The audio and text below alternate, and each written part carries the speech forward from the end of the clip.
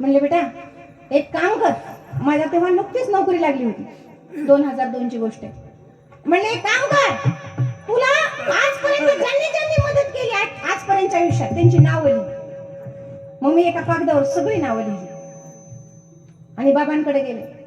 म्हणलं बाबा हे बघा, एवढ्या लोकांनी मला माझ्या आयुष्यात मदत केली. म्हणलं आता दुसरा कागद घे आणि त्या दुसऱ्या कागदावर तू ज्यांना मदत केलीस त्यांची नावं लिही. मग मी लिहिली. मग त्यावेळेला नुकतीच नोकरी लागली होती, फार मी 2-3 नावं लिहू शकले. म्हणलं बाबा याचा काय संबंध? तेव्हा पप्पांनी सांगितलं की बाळा तुझं जीवन तेव्हा सुंदर होईल जेव्हा तुझी ही दुसरी यादी मोठी होईल. म्हणून जेवढं तुला इतरांसाठी जगता येतं, तुझी मदत इतरांना करता येते, तेवढी तू कर.